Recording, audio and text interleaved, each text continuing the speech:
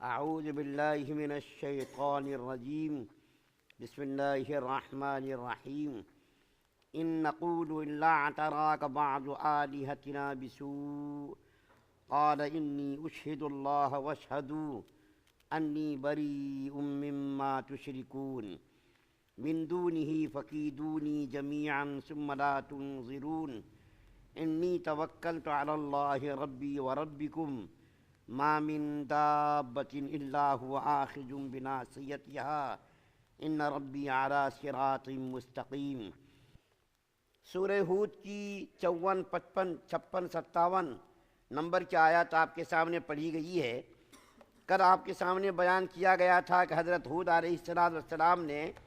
اپنی قوم سے 3 باتیں عرض کی تھیں۔ ایک تو یہ کہ اللہ تعالیٰ کو ایک مانو، اس کے سوا کسی اور کی پرستش مت کرو، اور میں اللہ تعالیٰ سے ہی اپنی محنت کا معاوضہ لوں گا، تم سے اس کی اجرت میں نہیں مانگتا۔ اور تیسری بات یہ عرض کی تھی کہ تم لوگ اپنی سابقہ غلطیوں پر ندامت اور شرمندگی کا اظہار کرو، اللہ تعالیٰ کی طرف رجوع کرو، اپنی غلطیوں کا اقرار کر لو، اللہ تعالیٰ تمہارے اوپر اپنی رحمتوں کی بارش برسائے گا، تمہارے اوپر نعمتوں کی مزید فراوانی اور اضافہ کرے گا۔ تو ہود علیہ السلام کی قوم نے جو جواب دیا اس کا ذکر اس وقت جو آیت پڑھی گئی ہے اس کے اندر ہے کہ ہود علیہ السلام کی قوم کہنے لگی کہ اے ہود علیہ السلام، ہمارے بتوں کی جو تم مذمت اور برائی کر رہے ہو، اس مذمت اور برائی کی وجہ سے تمہاری عقل کے اندر نعوذ باللہ خلل پڑ گیا ہے۔ تم نے میرے بتوں کی مذمت کی، برائی کی، اس لیے اس بتوں کی مذمت اور برائی کی وجہ سے تمہاری عقل کے اندر خلل پڑ گیا ہے، نعوذ باللہ ثم نعوذ باللہ۔ تو حضرت ہود علیہ السلام نے فرمایا کہ دیکھو یہ سب بات نہیں ہے، تمہارے سارے معبودان باطل، پوری قوم سب مل کر کے میرے خلاف جو چالیں چل سکتے ہو، جو میرے خلاف سازش کر سکتے ہو، جو کچھ کر سکتے ہو تم کر لو۔ کیوں؟ اس لیے کہ میں نے اللہ تعالیٰ کی ذات پر بھروسہ کر لیا ہے، اور اللہ تعالیٰ کی ذات پر جب بھروسہ ہم نے کر لیا ہے تو تم یا تمہارے معبودان باطل میرا کچھ بھی نہیں بگاڑ سکتے، میرا کچھ بھی نقصان نہیں کر سکتے۔ یہاں پر ایک بات یہاں پر عرض کر دوں، اللہ تعالیٰ کی ذات پر جتنا بھروسہ آدمی کا ہوگا، جتنا یقین آدمی کا ہوگا، اتنا ہی اللہ تعالیٰ اس کی مشکلات، اس کی پریشانیوں میں مددگار اور معاون ثابت ہوں گے۔ اللہ تعالیٰ کی ذات پر بھروسہ بہت بڑی چیز ہے۔ دیکھیے کہ نبی کا بھروسہ کیسا ہے، ساری مخلوق ایک طرف ہے، ساری قوم ایک طرف ہے، لیکن حضرت ہود علیہ السلام کیا کر رہے ہیں؟ ٹس سے مچ نہیں ہو رہے ہیں، اپنے موقف سے ذرہ برابر بھی نہیں ہٹ رہے، اور کہہ رہے جو کچھ تم کو کرنا ہے کر لو، میں اللہ تعالیٰ کی ذات پر بھروسہ کرتا ہوں، میرا اللہ تعالیٰ ہی مددگار اور معاون ہے، ناصر ہے، اور ہماری جو ہے ہر طرح مدد کرنے والا ہے۔ نبیوں کا دیکھیے اللہ کی ذات پر کتنا بھروسہ ہے، تمام نبیوں کا یہی حال ہے، تمام نبیوں کو اللہ کی ذات پر بھروسہ رہا۔ ہمارے نبی صلی اللہ علیہ وسلم کا دیکھیے اللہ کی ذات پر کتنا بھروسہ تھا کہ سامنے دشمن موجود ہے، تلوار لے کر کے کھڑا ہے، ننگی تلوار، اور نبی کریم صلی اللہ علیہ وسلم مطمئن کھڑے ہیں، نبی کریم صلی اللہ علیہ وسلم کے اوپر ذرہ برابر بھی گھبراہٹ طاری نہیں ہے، اور دشمن تلوار نکال کر کے حملہ آور ہونے کا ارادہ کر رہا ہے، اور کہتا ہے کہ محمد صلی اللہ علیہ وسلم من یمنعک منی، آج میرے ہاتھ سے آپ کو کون بچائے گا؟ نبی کریم صلی اللہ علیہ وسلم کی زبان سے نہایت ایک سادہ جملہ نکلتا ہے، اللہ۔ اس سادہ جملہ کے زبان سے نکلتے ہی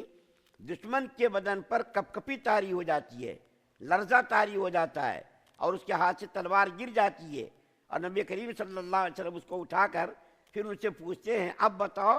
تجھ کو کون بچائے گا؟ اس کو چونکہ اللہ کی ذات پر بھروسہ نہیں تھا، ایک طرف دیکھیے نبی کا بھروسہ اللہ پر، اور ایک طرف دیکھیے کافر کا بھروسہ کس پر کہ آپ کے علاوہ کوئی مجھ کو نہیں بچا سکتا، آپ ہی بچا سکتے ہیں۔ یہ تو نبیوں کا میں نے ابھی جو ذکر کیا یہ ہود علیہ السلام کا ذکر کر رہا ہوں، لیکن نبی کے ماننے والوں کا اللہ کی ذات پر دیکھیے بھروسہ۔ ایک دو واقعات مجھ کو یاد آئے، میں آپ کو بتا دوں، بڑے ہی دلچسپ واقعات ہیں۔ ایک تو ابو الحسن نوری رحمۃ اللہ علیہ اپنے زمانے کے بہت بڑے ولی گزرے ہیں، بہت بڑے بزرگ گزرے ہیں۔ ایک مرتبہ دریا کے کنارے کنارے یہ گزر رہے تھے، دیکھیے ان کا بھروسہ، دیکھیے دریا کے کنارے کنارے گزر رہے تھے تو دیکھا کہ دریا کے کنارے سے ایک کشتی آئی اور اس کشتی سے شراب کے بڑے بڑے مٹکے لوگ اتار رہے تھے۔ یہ وہاں گئے اور جا کر کے پوچھا کہ اس کے اندر کیا ہے، تو کشتی کے جو ملازمین تھے انہوں نے کہا اس کے اندر شراب ہے۔ اب یہ ابو الحسن نوری رحمۃ اللہ علیہ بڑے غضبناک ہو گئے، غصے میں آ گئے، اور غصے میں آ کر کے شراب کے مٹکوں کو، جو بڑے بڑے مٹکے تھے، سب مٹکوں کو توڑنا شروع کر دیا۔ حالانکہ اس نے کہہ دیا یہ بادشاہ کے لیے شراب کے مٹکے جا رہے ہیں، بادشاہ کی شراب ہے، اس کے باوجود بھی اس نے، ابو الحسن نوری رحمۃ اللہ علیہ نے ڈنڈا لے کر کے توڑنا شروع کر دیا، سارے مٹکوں کو توڑ دیا، ایک مٹکا چھوڑ دیا۔ بادشاہ کے پاس شکایت پہنچی کہ صاحب آپ کی رعایا کا ایک عام آدمی، شراب کے مٹکے ہم نے اتارے اور اس کو جو ہے اس آدمی نے آ کر کے توڑ دیا پورے شراب کے مٹکوں کو۔ تو ابو الحسن نوری کو بلایا گیا، بادشاہ نے بلایا اور بلا کر کے کہا کہ بھائی تم نے ہمارے لیے جو شراب منگائی گئی تھی اسپیشل غیر ملکوں سے، تم نے ان مٹکوں کو کیوں توڑ دیا؟ تو ابو الحسن نوری رحمۃ اللہ علیہ نے فرمایا کہ اللہ کا حکم تھا، اللہ کے حکم کے مطابق میں نے ان شراب کے مٹکوں کو توڑا۔ تو کہاں ہے اللہ کا حکم؟ تو اس نے قرآن کی آیت پڑھی، سورہ لقمان کی آیت ہے کہ برائی کو روکو اور نیکی کا حکم دو۔ دیکھو قرآن کے اندر اللہ تعالیٰ فرماتے ہیں کہ برائی کو روکنا چاہیے اور بھلائی کا حکم دینا چاہیے۔ تو اللہ تعالیٰ نے مجھ کو نگراں بنایا ہے۔ بادشاہ نے پوچھا آپ نگراں ہیں کیا؟ ہاں میں بالکل نگراں ہوں۔ خدائی پیغام یہ ہے کہ اگر کہیں پہ برائی ہو تو اس کو روکنا چاہیے، ہاتھ سے، زبان سے، کم از کم اس کو برا سمجھنا چاہیے۔ میں نے آپ کی شراب کے مٹکوں کو توڑ دیا، اللہ کے حکم کے مطابق میں نے عمل کیا۔ بادشاہ پہلے تو ڈرانے لگا تھا، لیکن جب ابو الحسن نوری رحمۃ اللہ علیہ کی ہمت اور جرأت اس نے جب دیکھی تو بادشاہ بھی خوف زدہ ہو گیا اور کہنے لگا اچھا ٹھیک ہے، آپ نے تو سارے مٹکوں کو توڑ دیا، ایک مٹکے کو آپ نے کیوں برقرار رکھا؟ تو ابو الحسن نوری رحمۃ اللہ علیہ نے فرمایا کہ جب میں شراب کے مٹکوں کو توڑ رہا تھا تو میرے دل کے اندر ایک قسم کا فخر پیدا ہوا، ایک قسم کی بڑائی اور تکبر کا شائبہ پیدا ہونے لگا کہ دیکھ ابو الحسن نوری تو نے بادشاہ کے شراب کے مٹکوں کو توڑ دیا، تم نے بڑا کمال کیا۔ لیکن میرے دل کے اندر جب یہ خیال آیا تو میں نے ایک شراب کے مٹکے کو چھوڑ دیا، سارے مٹکوں کو توڑتے وقت یہ فخر کا خیال نہیں آیا تھا، تکبر کا خیال نہیں آیا تھا، لیکن جب آخری مٹکے تک پہنچا تو اس کے اندر جو ہے مجھ کو تکبر کی بو آنے لگی، اس لیے میں نے اس کو چھوڑ دیا۔ تو اس بادشاہ نے اس بزرگ سے متاثر ہو کر کہا آج سے آپ ہماری حکومت کے کوتوال ہیں، پورے ملک کی نگرانی آپ کی ذمہ داری ہے، کہاں برائی ہوتی ہے اس کو روکنا، بھلائی کو فروغ دینا۔ ابو الحسن نوری رحمۃ اللہ علیہ کو بادشاہ نے کوتوال بنا دیا۔ ایک اور واقعہ مجھ کو یاد آیا جو اس زمانے کا ہے، زیادہ دنوں کا واقعہ نہیں ہے، اسی زمانے سے 150 سال پہلے کا واقعہ ہے۔ ایک بزرگ تھے، اس بزرگ، یہ واقعہ حضرت تھانوی رحمۃ اللہ علیہ نے بیان کیا ہے، لکھا ہے کہ ایک بزرگ سے گاؤں کے لوگ بڑی دشمنی کرتے تھے، بزرگوں کے لوگ دشمن بہت ہوا کرتے ہیں، اللہ تعالیٰ اس کے مقام کو بلند کرنا چاہتے ہیں تو بہت سارے لوگ اس کے دشمن بھی ہوتے ہیں۔ تو ایک مرتبہ عشاء کی نماز کے بعد، عشاء کے قریب ان لوگوں نے ناچ گانے کا پروگرام رکھا۔ یہ بزرگ مسجد جاتے تھے، ان کے گھر اور مسجد کے درمیان ان لوگوں نے ناچ گانے کا پروگرام رکھا اور ناچنے کے لیے ایک عورت کو، طوائف کو منگایا گیا، اور طوائف کو منگا کر کے ناچ گانا زور و شور سے لوگوں نے جاری رکھا۔ یہ بزرگ نماز کے لیے جا رہے تھے، بڑے ہی خاموش چلے گئے، برداشت کر لیا، کچھ بھی نہیں کہا۔ عشاء کی نماز کے لیے گئے اور جا کر کے نماز پڑھی، نماز پڑھ کر کے اطمینان سے جو کچھ بھی عبادت کرنی تھی، ذکر وغیرہ کرنا تھا کر کے وہاں سے واپس آئے۔ جب واپس آ رہے تھے تو ان سے برداشت نہیں ہو سکا، یہ بزرگ گئے اور جا کر کے اسٹیج پر طوائف کے سر پر جوتا مارنا شروع کر دیا۔ اندازہ لگائیے کتنے سینکڑوں کا مجمع ہوگا، اور وہ طوائف ناچ رہی ہے، رقص و سرود میں مشغول ہے، لوگ سننے میں مشغول ہیں۔ اس مجمع میں جا کر کے ایک بزرگ کا طوائف کو جوتے مارنا، سر پر مارنا شروع کر دیا، اور مار مار کر کے جب وہ طوائف بالکل بے ہوش کے قریب ہو گئی، یہ بزرگ چھوڑ کر کے آ گئے۔ پورا نظام، پورا پروگرام درہم برہم ہو گیا۔ اس کے بعد لوگوں نے اس طوائف کو بھڑکایا کہ تم کو جو ہے اس اسٹیج پر ذلیل کیا گیا، مارا گیا، تم جا کر کے پولیس کمپلین کرو، کیس کرو۔ تو اس عورت نے کہا کہ میں ایسا نہیں کروں گی۔ کیوں؟ اس لیے کہ میرے دیوانے تم سب کے سب میرے رقص و سرود میں مشغول تھے، اور میرا ناچ دیکھ رہے تھے، میرا گانا سن رہے تھے، لیکن اس بزرگ کے دل میں ذرہ برابر بھی اس سے محبت ہوتی، تعلق ہوتا ناچ گانے سے، تو وہ اتنے بھرے مجمع میں مجھ کو آ کر کے جوتوں سے چپنوں سے نہ مارتا۔ اس کا مطلب یہ کہ اللہ کا خاص آدمی ہے، اور اللہ کے خاص آدمی کو اگر میں ستاؤں گی، اس کے خلاف کمپلین کروں گی اور کیس کروں گی، تو اللہ تعالیٰ کے غیظ و غضب کو دعوت دینا ہوگا۔ اس لیے میں ہرگز اس کے خلاف کوئی کارروائی نہیں کروں گی۔ ان واقعات سے پتہ یہ چلا کہ اللہ کی ذات پر جب کسی کا بھروسہ ہوتا ہے تو وہ ڈرتا نہیں ہے، کسی مخلوق سے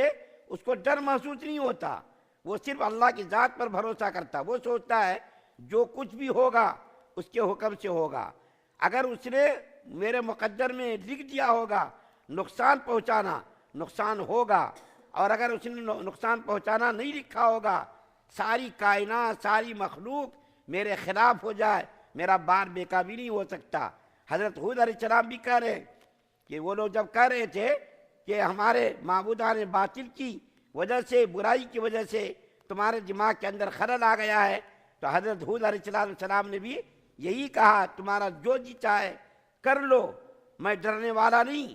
میں نے اللہ کی ذات پر بھروسہ کر لیا ہے، جو میرا بھی پروردگار ہے تمہارا بھی پروردگار ہے۔ حضرت ہود علیہ السلام ان کو بھی دعوت دے رہے ہیں کہ جو میرا بھی پروردگار ہے تمہارا بھی پروردگار ہے، وہ اگر نہ چاہے تو میرا کوئی نقصان نہیں ہو سکتا، میرا کوئی بار بیکا نہیں کر سکتا، جو کچھ ہو سکے تم کر لو، میرا کچھ بھی نہیں ہو سکتا۔ تو حضرت ہود علیہ السلام ذرہ برابر بھی نہ ڈرے، نہ خوف زدہ ہوئے، اور نہ ان کی باتوں سے مرعوب ہوئے۔ آج کا موجودہ زمانہ ہوتا، اگر کوئی کہہ دیتا، کوئی اگر اس قسم کا آدمی کہ تمہارا جو ہے یہ تم نے اس کی مخالفت کی، اس کی برائی کی، اس کی وجہ سے تمہارے پر اثر آ گیا، تمہارے کاروبار کے اندر نقصان ہو گیا، تمہارے بیٹے کا، بیوی کا، بچوں کا نقصان ہو گیا، آج ہم ڈر جاتے اور ڈر کر کے فوراً متاثر ہو جاتے، ارے ہاں ہو سکتا ہے ہم نے اس کی مخالفت کی، اس کی برائی کی، اس کی مخالفت اور اس کی برائی کی وجہ سے میرا نقصان ہو رہا، میری طبیعت ٹھیک نہیں رہ رہی ہے، میرا حال برا ہو رہا، ہم بھی ڈر جاتے۔ لیکن نبی کا توکل، نبی کا بھروسہ اللہ کی ذات پر دیکھیے، ہمارا بھی ایسے ہی بھروسہ ہونا چاہیے اللہ کی ذات پر۔ جو کچھ ہوگا اس کے حکم سے ہوگا، اور جو کچھ اس کا حکم نہیں ہوگا، ساری مخلوق، ساری دنیا مل کر کے میرا بار بیکا کرنا چاہے تو مخلوق مل کر کے میرا بار بیکا نہیں کر سکتی۔ آگے ذکر ہے حضرت ہود علیہ السلام کی قوم کو جو مسلمان ہو گئی تھی اس کو اللہ نے نجات دی، اور نہ ماننے والوں کو ہلاک اور برباد کیا۔ آگے تذکرہ اس کا ہے، اللہ سے دعا ہے اللہ ہم سب کو سننے زیادہ عمل کی توفیق عطا فرمائے۔ سبحان اللہ و بحمدہ، سبحانک اللہم و بحمدک۔